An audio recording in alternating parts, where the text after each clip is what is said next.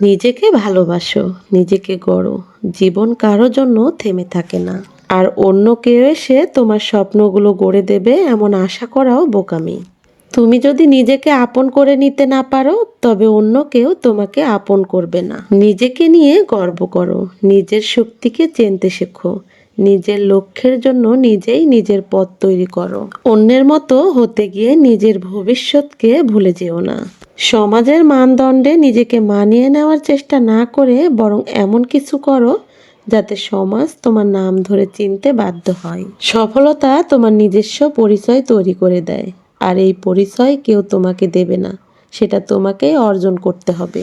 সময় খুব মূল্যবান। অন্যের জীবনে উকি দিতে গিয়ে নিজের জীবন নষ্ট করো না। যারা নিজের স্বপ্নের পেছনে সময় দেয় তারাই একদিন গন্তব্যে পৌঁছায়। তাই অন্যের মতামত নিয়ে দুশ্চিন্তা না করে নিজের উন্নতির দিকে নজর দাও। নিজের জন্য সময় দাও, নিজেকে জানো, নিজের ভুল থেকে শেখো এবং প্রতিনিয়ত নিজেকে গড়ে তোলো। আসসালামু আলাইকুম প্রিয় ভাই বোনেরা, সকলে কেমন আছেন? আমি আপনাদের প্রিয় বোন এই তো নাটোর জেলা থেকে আপনাদের জন্য আরেকটি ভিডিও নিয়ে চলে আসলাম। কয়েকদিন ব্যস্ততার কারণে আমার প্রিয় ভাই বোনদের জন্য নতুন ভিডিও দিতে পারিনি। আজকে এই তো প্রথম রোজার দিন বা প্রথম রোজাতে কি কি কাজ করলাম সেটা নিয়ে আজকের ভিডিওটি।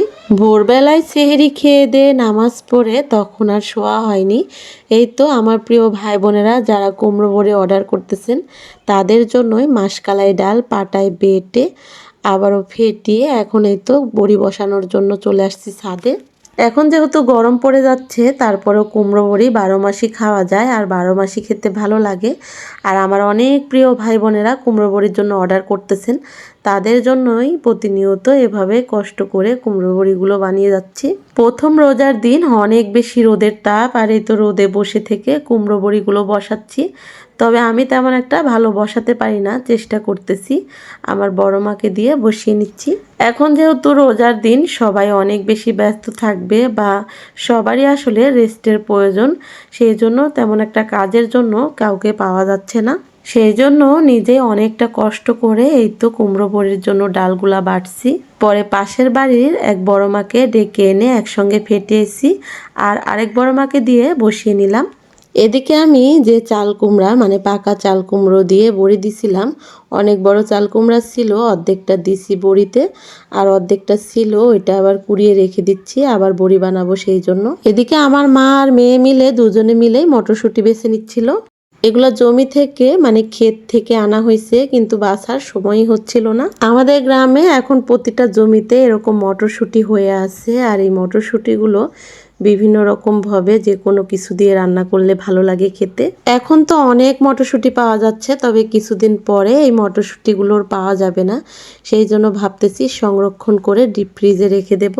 বেশ কয়েকদিন হয়ে গেছে আমার প্রিয় ভাই বোনদের সঙ্গে বড় ভিডিও শেয়ার করতে পারিনি, সেই জন্য আমার প্রিয় ভাই বোনদের কাছে অনেক অনেক ক্ষমা চাচ্ছি। আর আমার প্রিয় ভাই বোনেরা দোয়া করবেন আমি যেন সব সময় আপনাদের জন্য নতুন নতুন ভিডিও আনতে পারি, কারণ আপনারা যে পরিমাণে ভালোবাসেন, আপনাদের সঙ্গে কথা বললে সেটা আমি বুঝতে পারি।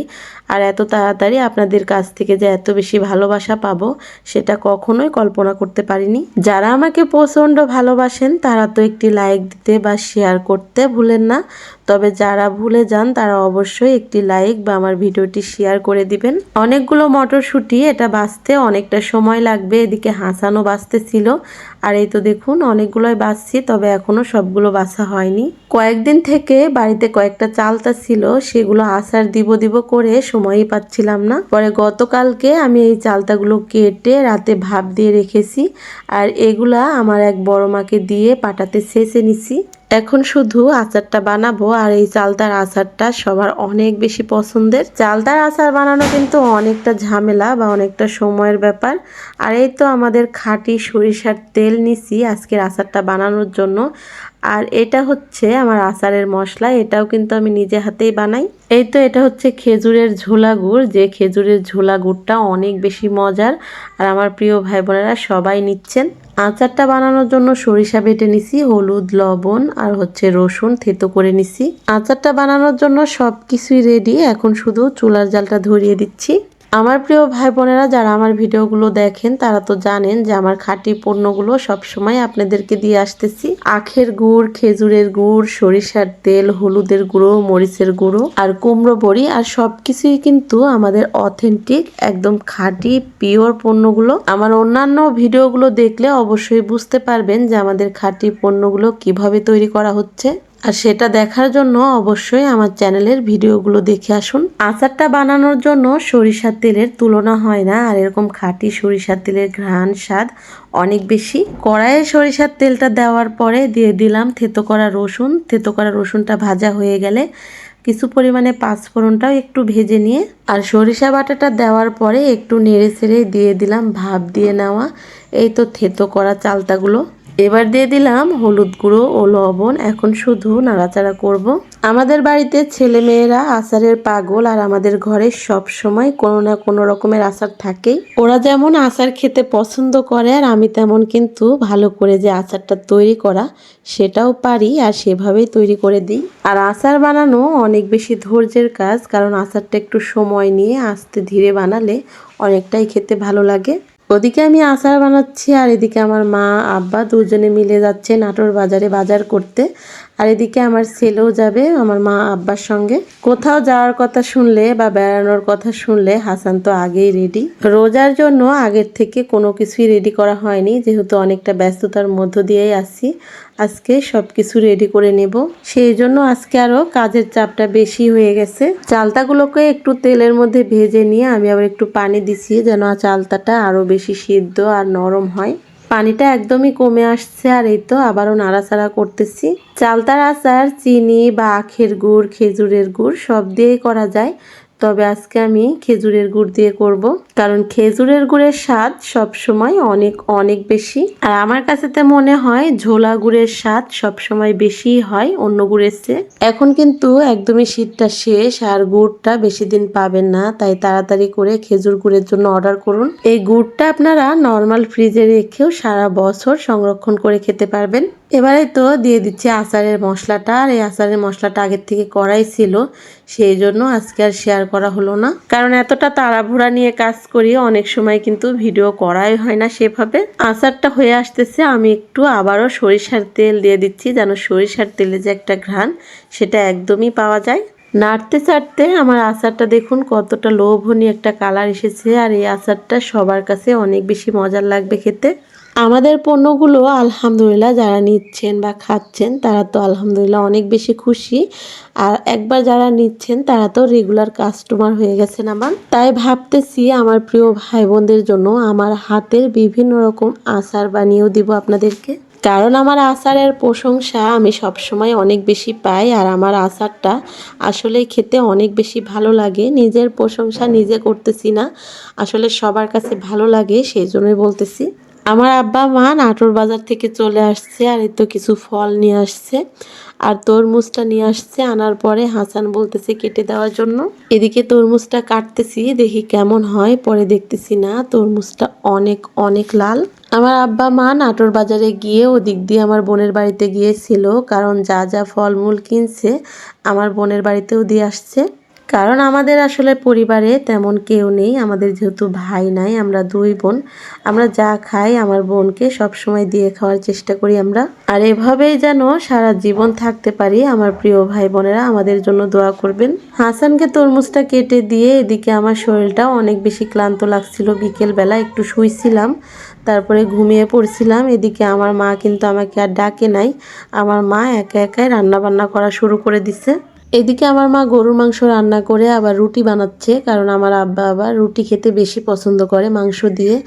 আর অনেক কিছুই রান্না বান্না করতে হবে, আমি তো তাড়াহুড়া করে উঠে পড়ছি। আজকে বাড়ির ভেতরে রান্না বান্না হচ্ছে, মাটির চুলাতে রুটি বানানো হচ্ছে, গরুর মাংস রান্না হয়েছে, আর আমি গ্যাসের চুলাতে বুট রান্না করব, পেঁয়াজু বানাবো। অনেকটা তাড়াহুড়া করতেছি কারণ বেশি টাইম নেই, এদিকে এগুলো অনেকটা তাড়াহুড়া করতেছি কারণ বেশি সময় নাই, এগুলো রান্না করতে হবে, তারপরে আবার সব কিছু রেডি করতে হবে ইফতারি। বুটগুলো আমি আগেই প্রেসার কুকারে সিদ্ধ করে নিছিলাম, এখন এই তো অর্ধেকটা বুট যেগুলো সিদ্ধ করছিলাম তার অর্ধেক পরিমাণে রান্না করতেছি, যাতে 3-4 দিন আমাদের হয়ে যায়। সারাদিন টুকটাক অনেক অনেক কাজ করছি, সেভাবে কিন্তু ভিডিওতে সব কিছু শেয়ার করা হয় না। এই তো এখন আখের গুড়ের শরবত তৈরি করব। যে আখের গুড়টা আমার প্রিয় ভাই বোনদের জন্য পাঠাচ্ছি, একদম অথেন্টিক আখের গুড়। ক্ষেতের আখ মাড়াই করে তারপরে আখের রস থেকে তৈরি হচ্ছে আখের গুড়টা। আখের গুড় দুই ধরনের পাবেন যারা অর্ডার করবেন, এরকম নরম একটা, আরেকটা হচ্ছে শক্ত পাটালির মতো। শরবত বানানোর জন্য এই নরম আখের গুড়টা খুব তাড়াতাড়ি হয়ে যায়। চামচ দিয়ে উঠিয়ে পানির মধ্যে একটু নাড়াচাড়া করলেই গুড়গুলো খুব সহজেই গলে যায়।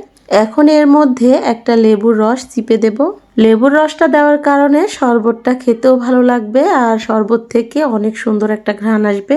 আর সারাদিন রোজা রাখার পরে এরকম আখের গুড়ের 1 গ্লাস শরবত খেলেই কিন্তু শরীর একদমই ঠান্ডা হয়ে যাবে বা চাঙ্গা হয়ে যাবে। মানে সারাদিনের যে একটা ক্লান্তি সেটা কিন্তু একদমই নিমিষে দূর হয়ে যাবে। যারা সারাদিন রোজা রাখার পরে এরকম আখের গুড়ের শরবত খেয়ে শরীরকে সুস্থ রাখতে চান তারা তাড়াতাড়ি করে অর্ডার করুন। ইফতার করার জন্য সবাই বসে পড়েছি। এদিকে ইফতারের টাইম কিন্তু হয়ে গেছে, আমার আব্বা ইফতার করতেছে। আজকে এত তাড়াহুড়া সব কিছু টাইমের মধ্যে রেডি করতে পারি নাই। আলহামদুলিল্লাহ আমাদের একটা রোজা এই তো শেষ করতেছি, ইফতার করব এখন। আল্লাহর রহমতে সারা দিনটা খুব ভালোভাবে কেটেছে। এখন আল্লাহর নাম নিয়ে ইফতারটা করতেছি। আল্লাহর কাছে হাজার হাজার শুকরিয়া, আলহামদুলিল্লাহ খুব ভালোভাবে কাটালাম আমাদের রোজাটা। আর আল্লাহর কাছে সবসময় এটাই বলি বা সবার জন্য দোয়া করি আমরা যেন সবাই রমজান মাসটা সুস্থ শরীরে এই তো রোজাগুলো পালন করতে পারি। আজকে আমার প্রিয় ভাই বোনদের কাছে বিদায় নিব। ইফতার করতে করতে আমার আজকের ভিডিওটি শেষ করব।